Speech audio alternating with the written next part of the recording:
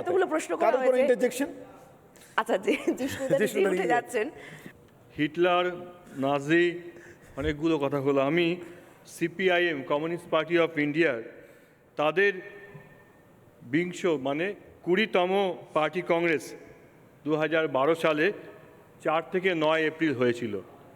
তাতে এক্স্যাক্টলি আজকে সিএতে যেভাবে নাগরিকত্বের কথা বলা হয়েছে, যে পূর্ববঙ্গ থেকে মানে বাংলাদেশ থেকে আসা হিন্দু অত্যাচারিত বাঙালিদেরকে নাগরিকত্ব দিতে হবে। আপনি যে এত বিভেদের কথা, এই এত ফ্যাসিবাদ এসব বললেন না, কমিউনিস্ট পার্টি অফ ইন্ডিয়া, যদি মনে হয় ওই সময়কার যে কাগজগুলো এখন আর্কাইভে পেয়ে যাবেন, হিন্দুতে আমি ইয়েচুরির এই কদিন আগেকার বক্তব্য আমি হিন্দুতে দেখেই আমি এটা বললাম, যে সিপিআইএম পার্টি তারা বলেছিল যে যারা বাংলাদেশ থেকে আসা হিন্দু অত্যাচারিত বাঙালি তাদেরকে নাগরিকত্ব দেওয়া হবে। আসামে ডিটেনশন ক্যাম্পে যে অত্যাচারিত হিন্দু ওর জন্য তো আত্মহত্যা করেছে CA আপনাদের জন্য, ওর জন্য তো CA আপনারা এনআরসির এবার জন্য, NRC-র উপরে ডিটেনশন শুনুন। ক্যাম্পের জন্য, তাহলে NRC-র উপরে আপনাদের শুনুন। সরকার ডিটেনশন ক্যাম্প NRC-র উপরে করেছে, শুনুন। সেখানে বাঙালি NRC হিন্দু ক্ষুদ্র বাঙালি একদমই। আত্মহত্যা করেছে, ঠিক আছে, খুন সত্যি হয়ে কথা, গেছে, সত্যি কথা বলছেন। না খেতে পেয়ে আপনি মারা সত্যি গেছে, কথাই বলেছেন। তাদেরকে জমি বাড়ি কিন্তু বেচে আসামে- ডিটেনশন ক্যাম্পের আসামের বিরুদ্ধে মামলা NRC লড়তে হয়েছে, আসামের তাদের জন্য NRC আপনাদের কি স্ট্যান্ড? কংগ্রেসের আসাম অ্যাকর্ডের ফলে হয়েছে। আপনার এনআরসি বাতিল করেন আসামের NRC আপনার এনআরসি বাতিল করেন উত্তর দিচ্ছেন, উত্তর ডিটেনশন দিচ্ছেন। ক্যাম্পগুলো গুড়িয়ে দেননি উত্তর কেন? দিচ্ছেন, অনির্বাণ উত্তর দিচ্ছেন। ডিটেনশন ক্যাম্প গুড়িয়ে দেননি কেন? শুনবেন তো? উত্তর নিচ্ছি। ডিটেনশন ক্যাম্প শুনবেন তো, আসামের এনআরসি হয়েছে রাজীব গান্ধী অল আসাম স্টুডেন্টস আসাম অ্যাকর্ডের ফলে 1985-এ। আর আসাম অ্যাকর্ড এটা বলছে 1971-এর পরে যারা এসছে তারা সবাই ডিপোর্ট হবে, হিন্দু মুসলমান সবাই। এটা রাজীব গান্ধী কি করে সই করলে এটাতে? প্রাক্তন সেনাকর্তা ব্রিগেডিয়ার বিশ্বজিৎ চ্যাটার্জি নিশ্চিতভাবে তার কথা বলবেন, কিন্তু আমার বিশেষভাবে আগ্রহ থাকবে তার কাছ থেকে শোনার, একজন প্রাক্তন সেনাকর্তা হিসেবে তিনি সিএ বা এনআরসির কথা উঠে আসছে একই অনুষঙ্গে, এগুলোকে কিভাবে দেখছেন? দেশের সেবা করতে গিয়ে অভিজ্ঞতাটা কি? ওকে, জয় হিন্দ। একজন প্রাক্তন ব্রিগেডিয়ার সাহেবকে এখানে ডেকে তুই জিজ্ঞেস করো কি উনি কিছু বলুক সিএ সম্বন্ধে কিংবা এনআরসি সম্বন্ধে, সে প্রথমেই চেষ্টা করবে তোমাদের নিয়ে যেতে বর্ডার এরিয়াসে, যেটা বর্ডার টাস্ক ফোর্স বা বর্ডার ম্যানেজমেন্ট রয়েছে। সেখানকে আমরা যখন এনআরসি লাগু করতে যাচ্ছি তখন কিছুটা অনুভব আমার হয়েছে, সেটা আপনাদের সাথে শেয়ার করব। কিন্তু তার আগে দুটো কথা আমি বলতে চাই। বিশ্বকবি রবীন্দ্রনাথ বলে গেছিলেন, 7 কোটি মানুষের এ মুগ্ধ জননী রেখেছ বাঙালি করে কিন্তু মানুষ করনি। সেই 7 কোটি এখন অনেক কোটি হয়ে গেছে। রবীন্দ্রনাথ ঠিক কী বলতে চেয়েছিলেন সেটাও আমরা আজকে অনেকভাবে বলতে চেষ্টা করতে পারি, কিন্তু আমার মতে যতক্ষণ উনি বাঙালি বলেছিলেন, শুধু কেবল পশ্চিমবঙ্গ নয়, যারা বাঙালি তাদের সবার সম্বন্ধে বলেছেন। বাঙালি শুধু ওয়েস্ট বেঙ্গলে তো নেই, বাঙালি তো বাংলাদেশেও আছে, বাঙালি আছে ত্রিপুরাতে, বাঙালি আছে বিদেশে, বিশ্ব বাংলা আমরা সেটাই বলে থাকি। আর তার সাথে আরেকজন নাম নেব, কবিগুরু নজরুল ইসলাম, যাকে আমরা হাবিলদার কবি বলি। উনি বলে গেছিলেন দুটো শব্দ, যে আমরা একই বৃন্তের দুটি ফুল, হিন্দু মুসলমান। যখন সিএ লাগু করতে চেষ্টা করেছিলাম আমরা, যখন পার্লামেন্টে পাস হয়ে গেছে এবং তারপরে যে পরিস্থিতি, তাতে বাইরে থেকে কিন্তু অনেক আপত্তি এসেছিল। কিন্তু কথা হচ্ছে আমরা ঠিক তাই করতে যাব যেটা আমরা চাই, নাকি আমরা মার্কিন যুক্তরাষ্ট্রের কাছে যাব, ইয়া ইউনাইটেড নেশনসের কাছে যাব, কিংবা পাকিস্তানের ওপিনিয়ন নেব, কিংবা বাংলাদেশের ওপিনিয়ন নেব। CAA has been passed by Parliament, both by the upper house and the lower house, and has been signed by the President of India. It is implemented. তার মধ্যে যদি কিছু কিছু স্টেট বলতে চায় যে আমরা CAA মানব না, কা কা ছি ছি করো, তাই নিয়ে থাকি আমরা। So is that possible? 16 বছর আমি নর্থ ইস্টে কাটিয়েছি, ত্রিপুরাতে, সাদার্ন আসাম, শিলচরে, মেঘালয় এবং বর্ডার ডিস্ট্রিক্টসে। সেখানে যখন এনআরসি লাগু করতে যাচ্ছি আমরা, কিংবা যেখানে যে ডিস্ট্রিক্ট অ্যাডমিনিস্ট্রেটর যখন লাগু করতে যাচ্ছে এনআরসিতে, তার প্রচুর বিরোধিতা চলছে। কেন? কারণ সেখানে ডেমোগ্রাফিক ক্যারেক্টার ডিস্ট্রিক্ট, ব্রডার ডিস্ট্রিক্টগুলোতে পুরো পাল্টে গেছে। আর সেখানেই প্রশ্নটা আছে, who is a refugee and who is an illegal migrant. সিএতে মানে প্রমাণ করতে নাগরিকত্বের কোনো ধর্মের প্রয়োজন লাগে না, এক্স্যাক্টলি এটা আপনি বললেন। না না, নাগরিকত্ব আপনি এটা বললেন যে সিটিজেনশিপ হিন্দু কি মুসলিম কি দরকার, এটা কিন্তু আপনি বলেছেন, এটা অ্যাডমিট করলেন আপনি। ঠিক আছে, fine. Okay, See, let me clarify that point. CAA has to be implemented, but it can be implemented with amendments. এটাই যদি আপনার বক্তব্য থাকে তাহলে ঠিক আছে, but then there is no further discussion, তাহলে ডিবেট করুন। কিন্তু আমি যদি বলি ইয়েস, CAA যেই দ্য প্রেজেন্ট কন্ডিশন যেমনিভাবে পার্লামেন্টে পাস হয়েছে সেটাই লাগু করা হোক, you might not agree, I say yes you can agree. আর যে কোনো ল যখন পাস হয় তখন যখন ইমপ্লিমেন্ট করতে যাই আমরা, তখন দেখা যায় যে ইট রিকোয়ার্স ফার্দার অ্যামেন্ডমেন্ট করবো আমরা, উইল ডু দ্যাট। বেশ, আমাদের সময় শেষ, পরবর্তী বক্তাকে ডাকতেই হবে এবারে। অনির্বাণ। তাপসবাবুকে আমি ডেকে নেবো এদিক থেকে। তাপস বন্দ্যোপাধ্যায়, রাজ্য কমিটির সহসভাপতি আইএসএফের। তাপসবাবু ইতিমধ্যে একটা ইন্টারজেকশন পয়েন্ট দিয়েও ছিলেন। এবার মনে হয় তাপসবাবুর সরাসরি নিজস্ব বক্তব্য। তাপসবাবুর কাছ থেকে একটা বিষয় আপনার বক্তব্যের সঙ্গেই জেনে নিতে চাইবো, আলাদা করে বলতে পারেন, এর সঙ্গেও বলতে পারেন। এই যে তিনটে দেশের কথা বারবার উঠছে, বাংলাদেশ, পাকিস্তান এবং আফগানিস্তান, এই তিনটে দেশ থেকে ধর্মীয় কারণে অত্যাচারিত হয়ে অথবা অন্য কোনো কারণেই অত্যাচারিত হয়ে, মানে এই ধরনের ধর্মীয় পরিচিতি বা সত্তার জায়গা থেকে অত্যাচারিত হয়ে ভারতে চলে আসতে চান, কিন্তু হিন্দু, বৌদ্ধ, খ্রিস্টান বা জৈন নন, অন্য কোনো ধর্মের মানুষ বা অন্য কোনো ধর্ম বিশ্বাসী মানুষ, এমন কোনো মানুষের কথা আপনারা জানেন? মানে যারা নাগরিকত্ব চাইছেন কিন্তু পাচ্ছেন না সিএ এর জন্য। শুভ সন্ধ্যা, সবাইকে অভিনন্দন। শুধু আমি আজকের যে সাবজেক্ট, সিএ শরণার্থীদের আশ্রয়স্থল না বিভাজনের অস্ত্র, আমি মনে করি কোনোটাই নয়। আমি এর বিপক্ষে বলছি। আসলে ভারতবাগের মধ্যে দিয়েই শরণার্থীর প্রশ্নটা এসছেন, যিনি ওনারা বলেছেন, সঠিকভাবে বলেছেন। এটা তো ঘটনা, কখন উদ্বাস্তু হয় মানুষ আগে ভাবতে হবে। দুটো প্রেক্ষাপট থাকে, মূলত থাকে, আগে তো রাষ্ট্র ব্যবস্থা ছিল না। রাষ্ট্র ব্যবস্থা তৈরি হলো কিসের জন্য? রাজা, আগে ছিল রাজা প্রজা, পরে হতো মানুষ ভোট দিয়ে কাকে নির্বাচিত করবে তিনি নিয়ন্ত্রণ করবে সরকারকে। এবং ভারতবর্ষের ভারত ভাগ কিন্তু শুধুমাত্র হিন্দু মুসলিমকে কেন্দ্র করে নয়, এটা বুঝতে হবে যে একটা শ্রেণীর পুঁজিপতি শ্রেণী, তারা কিন্তু পুঁজিপতি হিন্দু মুসলমান হয় না, তারা সবাই কায়েমি স্বার্থে ভারত ভাগ চেয়েছিলেন। ঠিক আজকেও যখন গ্লোবাল অর্থনীতির যে মন্দা বাজার তৈরি হয়েছে, তখন একচেটিয়া পুঁজিপতি, মুৎসুদ্দি পুঁজি এবং ফ্লোটিং পুঁজি, সেই পুঁজিরকে রক্ষা করবার জন্য ভারতবর্ষের শাসক শ্রেণী যে দাসত্ব করছে তার একের একের নিদর্শন আছে। অর্থাৎ সিএ লাগু হলে কি হবে? ঠিক কথাই বলেছেন, সিএ লাগু হলে কিছু বেনাগরিকত্ব হবে। এই বেনাগরিকরা কি বাংলাদেশে ফিরে যাবে, আফগানিস্তানে ফিরে যাবে, পাকিস্তানে ফিরে যাবে? না, তাদের জন্য ডিটেনশন ক্যাম্প তৈরি হয়েছে আসামে, যেটা দেখছেন। আর এই ডিটেনশন ক্যাম্পে তাদের রাখা হবে। তার পরবর্তী সময় এদেরকে, আমি তো আমার ট্যাক্সের টাকায় তাদের সরকার নিশ্চয়ই খাওয়াবে না, অর্থাৎ তাদের বেকার শ্রম, সস্তা শ্রমিক হিসাবে তখন সাপ্লাই করা হবে একচেটিয়া পুঁজিপতি, এদের উপরে সাম্রাজ্যবাদী পুঁজির যে ব্যবসা বাণিজ্যকে বাড়ানোর জন্য তাদেরকে নিয়োগ করা হবে। এটা হচ্ছে এই সরকারের মূল উদ্দেশ্য। আসলে আমি বলতে চাচ্ছি, এই শরণার্থীদের আশ্রয়স্থল এটা একদম ভুয়ো, একেবারেই ভুয়ো।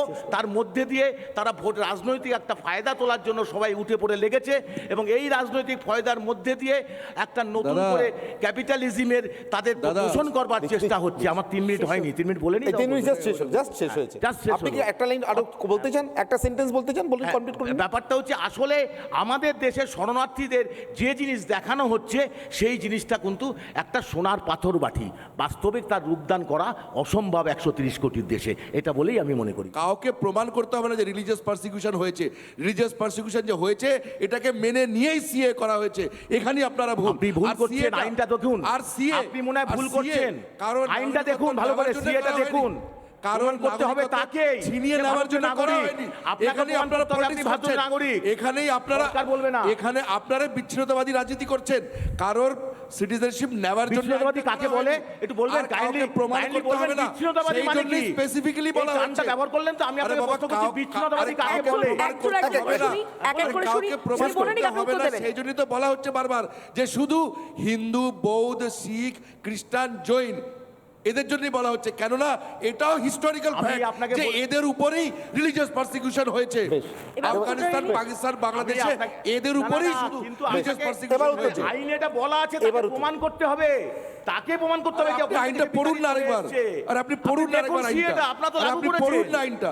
আমি তো আপনারা CA পড়ে লাগু বলছি করেছেন। আইনটা। আমরা তো আইনটাকে পড়ে বলছি। আরে আমিও আপনাকে পড়েই বলছি। তাপসবাবু, আপনি জানুন ভালো করে। তাপসবাবু, একটা প্রশ্ন আপনার কাছে আমার ছিল, সেই প্রশ্নটার উত্তর পেলাম না। বাংলাদেশ, পাকিস্তান এবং আফগানিস্তান থেকে হ্যাঁ।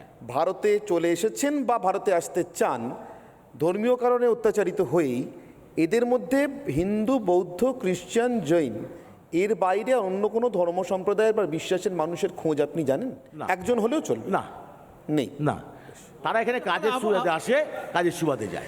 আরেকটা কথা তাপসবাবু, আরেকটা কথা বলছি না, আপনি একটা থিওরি দিয়ে শুরু করেছিলেন, এই ইকোনমি পলিটিক্সকে গাইড করে ইত্যাদি ইত্যাদি, যতদূর মনে হলো মার্কসিয়ান থিওরি, আমার যা শুনে মনে হলো, তাই কি? যদি তাই হয় তাহলে ভারতীয় সমাজ ব্যবস্থায় মার্কস যেভাবে সমাজ ব্যবস্থাকে ভাগ করেছিলেন, অনুরাধাদি আছেন দীর্ঘদিন ধরে এই রাজনীতিটাই করেন, আমি ভুল হলে শুধরে দেবেন অনুরাধাদি, ভারতের ইতিহাসে আজ পর্যন্ত মার্কস কথিত দাস ব্যবস্থার কোনো অস্তিত্ব খুঁজে পাওয়া যায়নি। এবার আপনাকে বলি, মার্কস, তথাকথিত এইটাই মার্কসবাদী হচ্ছে ঐতিহাসিকরাও CA র মূল পাননি। লক্ষ্যই হচ্ছে দাস ব্যবস্থা পুনরুদ্ধার। মানে ওটা আগে খুঁজে পাননি বলে এখন ভবিষ্যতে ঘাড়ে চাপিয়ে দিচ্ছেন। শুধুমাত্র ধর্মীয় নয়, 5টা বিষয় আছে, 5টা বিষয়ের জন্যই উদ্বাস্তু হয়। একটা ধর্মের জন্য, দ্বিতীয়ত ভাষার জন্যে, তৃতীয়ত তার জাতি মানে ন্যাশনালিটির জন্যে, চতুর্থত সে যদি কোনো একটা বিশেষ সোশ্যাল গ্রুপে বিলং করে তার জন্যে, আর পঞ্চম যেটা সেটা হলো রাজনৈতিক মতামত। আপনি বলুন না রাজনৈতিক কারণে নয়। UNHCR, United Nation High Commission for Refugees, তার 1951-এ জেনেভা কনভেনশন আর 1967-এ উরুগুয়ে প্রোটোকলে এর ডেফিনেশন, কমপ্লিট ডেফিনেশন আছে, কে উদ্বাস্তু আর কে ব্রিগেডিয়ার সাহেব যে বলছে না ইললিগাল ইমিগ্রেন্ট, এই দুটোর পরিষ্কার ডেফিনেশন আছে। তার মধ্যে বলা আছে, আপনি যে বলেন রাজনৈতিক কারণে হয় না, রাজনৈতিক কারণেও হয়। এই 5টা কারণের জন্য তারা যদি ভীত সন্ত্রস্ত হয়ে তার নিজের দেশে যেতে না চান, এরকমই বলা আছে, ভীত সন্ত্রস্ত হয়ে না চান, তাহলেই দ্বিতীয় দেশে তিনি প্রথম দেশের উদ্বাস্তু। এবার বলুন। চট করে উত্তরটা নিন। এবার আপনি বলুন, 1 মিনিট হয়ে গেছে না ইন্টারজেকশন, এবার আপনি বলুন। CA এর উপর আলোচনা করেছি। এই CA হচ্ছে আমার ইন্ডিয়াতে চালু হয়েছে, সারা বিশ্বে না। এই CA-তে যে বিষয়, এখানে রাজনৈতিক কারণ নেই, আমি কিন্তু CA নিয়ে বলেছি। মোশনটা ছিল, আমি মোশনের উপর কথা বলেছি। CA কি উদ্বাস্তুদের আশ্রয়স্থল? প্রেক্ষাপট ভারতীয়, সেইখানে কিন্তু কোথাও রাজনৈতিক অর্থনৈতিক কারণে নেই। আমার প্রেক্ষাপটটা ছিল, আমি সাবজেক্টের বাইরে যাইনি, ভালো করে বুঝবেন। CA হচ্ছে আমার দেশের। না, আপনি রাষ্ট্রসংঘের কথা বলেন না, রাষ্ট্রসংঘের সনদের কথা বলেন না, রাষ্ট্রসংঘের কথাই বলছি। উদ্বাস্তুদের কথা বলছেন। পরিষ্কার বলা চাই, হিন্দু আপনি মুসলিম রাষ্ট্রসংঘের- খ্রিস্টান ধর্মীয় কথা বলা আপনি হয়েছে, রাষ্ট্রসংঘের কথা ধর্মীয় ভাবে যারা না, আপনি রাষ্ট্রসংঘের আমি সনদের, ওই প্রশ্নে বলেছি। তাপসবাবু, আপনি রাষ্ট্রসংঘের সনদের কথা বলতে গিয়ে বলেছিলেন বলুন, অত ওখানে অন্য কারণে হয়তো স্লিপ আপ টাঙও হতে পারে। বেশ। কৃষ্ণবাবু, এবার আপনার এবার আপনার 3 মিনিট। বাংলায় দাঁড়িয়ে, কলকাতায় দাঁড়িয়ে কেউ যদি CA এর বিরোধিতা করেন, বা উনি যেটা বললেন কেউ যদি ওরকম একটা অবান্তর কথা লেখেন, তাহলে মনে খুব কষ্ট হয়। সারা ভারতবর্ষের মধ্যে CAA লাগু হলে যদি কোনো একটি জনগোষ্ঠীর লাভবান হয়, সেটা হবেন বাংলাদেশ থেকে এখানে আসা, পূর্ব বাংলা থেকে এখানে আসা হিন্দু উদ্বাস্তুরা। কারণ পাঞ্জাবের কারোর কোনো বিষয় নেই, অন্য কোনো রাজ্যের কারোর কোনো বিশেষ বিষয় নেই, গুজরাট বা এরকম যে 2-1টার কথা বললেন এইরকম সামান্য কিছু, কিন্তু কোটি মানুষ যাদের এখানে এবং বাংলাদেশে প্রতিনিয়ত অত্যাচারিত হচ্ছেন, এটা কথা বললে মনে হয় আপনাদের হৃদয় নেই। আমরা এখানে যারা বসে আছি, আমরা সকলে তো 2001 সাল দেখেছি, যখন 4 দলের সরকার এলো, তখন পূর্ব বাংলাতে আমাদের চোখের সামনে, আমরা তখন সকলে বড় হয়ে গেছি। এই 71 সালে যখন 1 কোটি উদ্বাস্তু এসেছিলেন, তখন ব্লাড রিপোর্ট তৈরি হয়েছিল, ব্লাড টেলিগ্রাম। ব্লাড টেলিগ্রাম মানে রক্তের নয়, আচার ব্লাড। উনি ওখানের যে আমেরিকান কনসুল ছিলেন, তিনি রিপোর্ট পাঠিয়েছিলেন কিভাবে শুধুমাত্র ধর্মীয় কারণের জন্য পশ্চিম পাকিস্তানের এরা অত্যাচার করছেন তার রিপোর্ট। কি নৃশংস, কি মায়ের সামনে মেয়েকে, মেয়ের সামনে মা, মা মেয়ে ঠাকুমা 3 প্রজন্মকে এক জায়গাতে ধর্ষিতা হতে হয়েছে। একটা বাচ্চা ছেলেকে চোখের সামনে কেটে আগুনে ঝুলিয়ে দেওয়া হয়েছে। সেই ধর্ষিতা মেয়ের মুখ চেপে ধরে ক্যানিংয়ে এসছে, বারাসাতে এসছে, সেই মানুষদেরকে আমরা দেখেছি। আর কাদের অসুবিধা হচ্ছে সেটা জিজ্ঞেস করছিলেন না? তাদের অসুবিধা হচ্ছে যাদেরকে ধরে নিয়ে যাবার পরে পুলিশকে টাকা দিয়ে বেরিয়ে আসতে হয়। আজকের সীমান্তবর্তী জায়গাগুলোতে যান, হিন্দু উদ্বাস্তুদের প্রতিদিনের জীবনের কষ্ট দেখুন, তাহলে বুঝতে পারবেন। বামপন্থীরা বুঝতে পারবেন না। তার কারণ হচ্ছে যে তারা মরিচঝাঁপি করেছেন। মরিচঝাঁপিতে যে মানুষগুলো গেছিলেন তারা শুধুমাত্র বাঁচার জন্য গেছিলেন। সেখানে সুভাষচন্দ্রের নামে স্কুল হয়েছিল, যে স্কুলে সেখানে এরকম বাচ্চা একটি লিখেছে যে আমি জীবনে প্রথম মরিচঝাঁপিতে একটা স্কুলে পড়ার সুযোগ পেলাম। সেখানে পুলিশ গেছে, একই দিনে গুলি চালিয়েছে 1000 মানুষকে, দ্বারা তপশিলি জাতিভুক্ত পূর্ব বাংলার মানুষকে মেরেছে। যেখানে যেখানে ভারতবর্ষের বাংলাদেশ থেকে, পূর্ব বাংলা থেকে আসা উদ্বাস্তুরা গেছেন, তারা কষ্ট পেয়েছেন। আর উদ্বাস্তু এবং অনুপ্রবেশকারী এই দুটোর মধ্যে পার্থক্য নিয়ে এত সমস্যা হচ্ছে। তো আমি একটা উদাহরণ দিয়ে বলছি। খাগড়াগড়ের বিস্ফোরণে যে মূল আরোপী ছিল, সেই ছেলেটি তার 2002 সালে এখানে এসে ভোটার কার্ড করেছিল। তারপরে সে একটা স্লিপার সেল চালাতে থাকে। ভারতবর্ষের হিন্দু নয়, মুসলমান, ভারতীয় মুসলমান বাচ্চা মেয়েদেরকে ওই শিমুলিয়ার মাদ্রাসার থেকে তুলে আনে।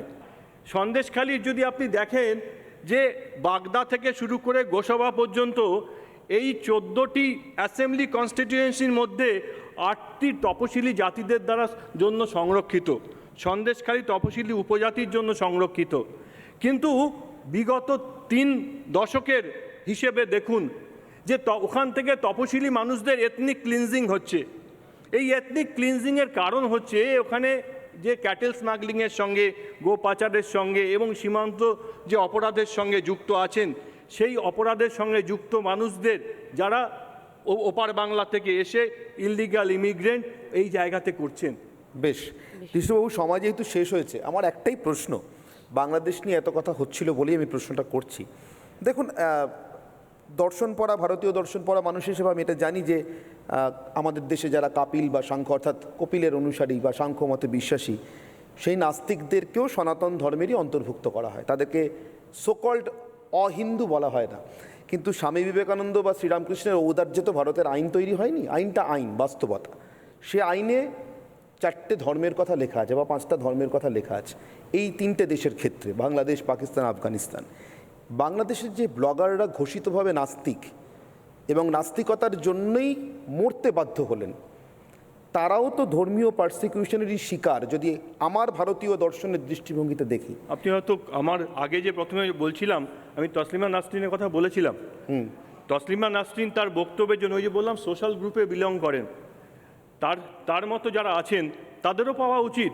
ওখানে যিনি নিজের জীবনকে মনে করবেন যে তিনি ওখানে অসুরক্ষিত, তার প্রত্যেকের পাওয়া উচিত। কিন্তু তারা যে এগুলোর বাইরে চলে গেলেন, তারা তো হিন্দু, বৌদ্ধ, খ্রিস্টান, জৈন কোনোটাই নিজেকে বলতে পারবেন না। নাগরিকত্ব পাবেন কি করে? আজকে তসলিমা নাসরিন কোথায় আছেন? ভারতে আছেন। ভারতে আছেন। তাহলে এই আইন হওয়ার পরেও এইরকম যে সমস্যা হবে, ধরুন আমি বলছি হাজার হাজার মানুষের সমস্যার কথা। আমি একজন পূর্ব বাংলার উদ্বাস্তু পরিবারের মানুষ থেকে হয়ে আমি জানি আমি ওই কান্না শুনেছি যে ধর্ষিতা মেয়ের মুখ চেপে ধরে যে বাড়ি থেকে এসছে, সে বাড়িতে নতুন একটা লোককে দেখতে পাচ্ছি, তার বাড়িতে ধর্ষিতা একটা মেয়েকে নিয়ে যে রাত্রিবেলা কাঁদছে, তার মুখ চেপে ধরেছে, এটা আমি দেখেছি। আপনি তসলিমার কথা বলছেন, বা এরকম যদি 5 জন 10 জন হয়, তাদের জন্য তো আছে ভারতবর্ষ, সারা পৃথিবীতে। স্বামীজি তার প্রথম বক্তৃতায় বলেছেন যে যখন জরথুস্ট্রীয়দের মন্দির ভেঙে দেওয়া হয়েছে, সেখানে ভারতবর্ষ আশ্রয় দিয়েছে। মুসলমান ধর্মেও আরব আক্রমণকারীরা আসার আগে প্রথম চিরামনের যে মসজিদ হয়েছে, চিরামন মসজিদ ভারতবর্ষে হয়েছে। ভারতবর্ষ সারা পৃথিবীর সব জায়গা থেকে পালিয়ে বিতাড়িত মানুষদের জায়গা দেওয়ার জন্য আছে এবং চিরদিন থাকবে। জিষ্ণুদা, বিলকিস বারোর কান্নাটা শুনতে পেয়েছি। পেয়েছিলেন পেয়েছিলেন আচ্ছা।